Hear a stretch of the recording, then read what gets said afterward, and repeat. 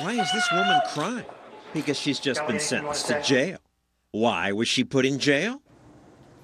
Because she wanted to choose her kids' public school. Well, you find it hard to believe she'd be jailed for that, but that did happen. That woman, Kelly Williams Bowler, lives in part of Akron, Ohio that's not so safe.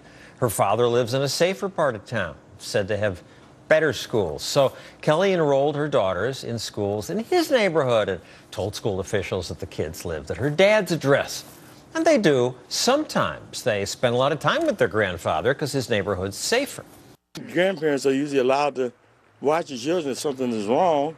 And I'm a grandparent. I just felt that we did the right thing. Her town did not think that was the right thing. Here's a report from our affiliate in Cleveland. The district hired a private investigator who shot this video of the kids waiting for a bus near their grandfather's house, along with their mother, Kelly Williams Bowler. They also followed her to her house in Akron, believing she lied to the district about where the kids live. Williams Bowler told the court there was no intent to deceive the district, but the superintendent believes the case cost them $30,000. Those dollars need to stay home with our students. This judge sentenced her to 10 days in jail. I felt that some punishment or deterrent was needed for other individuals who might think to defraud the various school systems. The judge sent her to jail for defrauding the system. But my next guest calls her the new Rosa Parks. Kevin Chavis is chairman of Democrats for Education Reform. Rosa Parks? Well, I tell you, John, I haven't seen anything like it. How many of us know someone who has used the wrong address or someone else's address to get their kids in a better school? I mean, it's outrageous that they would spend the resources and energy and time, hired a private investigator to look at this woman and find out what she's doing when she wants her kids in a better school. That's exactly what happened to Rosa Parks. She fought an unjust law. It was morally right for her to do so, and that's what Kelly Williams did. She fought segregation by refusing to move to the back of the bus. Yeah, well, this is a new form of civil rights abuse. The fact that we aren't educating the lion's share of American school children in the way we should. And this woman who knows her children in a bad school, she's in an unsafe neighborhood, she has to send them to another school district to get a good education. Is that where we are? Well, yeah, it's where we are. And rich people can move to the good neighborhood. Yeah, but you know what? I'm thinking about Brian Boitano and this spontaneous order. You see what the government resources did. They got together like you and Brian did, and they conspired on how to stop this. Telling people, you go here, you go there. And we hire an investigator. We're going to set an example. You're defrauding the system. Why not allow her to pick the school that works for her kids so then the system will work in the way it should? Yeah, attach the money to the student, and they're spending in America $11,000 per student. Let them go to any school. Schools would be eager to take those kids. Well, I know, but that's too much like right. I mean, the bottom line in this country, we've allowed ourselves to be over-systematized so that everything has to report to a certain office. You have to have several people check off a box. That's the only way it works. But we know, as she indicated, it doesn't work for too many American families.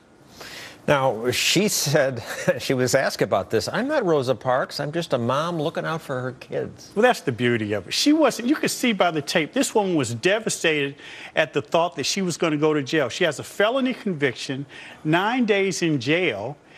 Her future as a teacher, she was going to school to become a teacher, is in jeopardy, all because she really wanted to get her kids in a better neighborhood and a better school. And then the system comes down on her and they get together and say, you need to do it like this, go over there, put this widget in that box. You know, that's just not right. It really says more about who we are as a people, as a community, to allow this to happen. You know, there was a judge in Missouri that handled it differently for a lot of kids who come from a failing St. Louis school district. He ordered earlier in the year that that failing school district needs to pay for those kids to go to a neighboring school district. I mean, why don't we do that as opposed to locking someone up? And this hiring of private investigators to track her. I mean, I think of competition in the free market.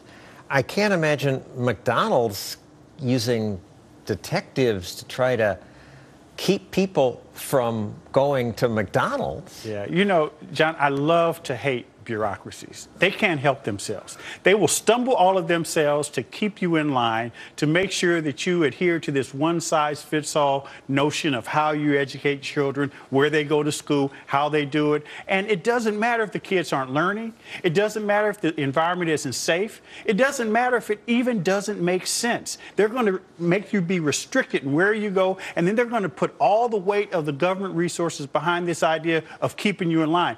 And you're with Democrats for school choice.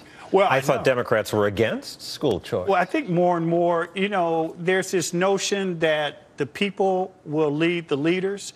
And I think over time, the Democratic Party has made a big mistake of allowing the vested interests in the bureaucracy, namely the unions, dictate how we feel about education and how we feel about schooling. Yeah, I think Democrats need to fall in line and our leaders need to fall in line. Now you've got to find a way to make sure that you tailor your educational options in the best way for individual children, not a system. Remember, the system was supposed to serve us, not the other way around. This is an example where it went awry. Thank you, Kevin Chavis. We asked the school superintendent and prosecutor to join us here, but they told us they were not available. Coming up, you've seen what happens when government centrally plans education. What happens when they try to plan health care? Governors, including our next guest, Governor Mitch Daniels, say, we're going to fight that central planning. And he has a plan.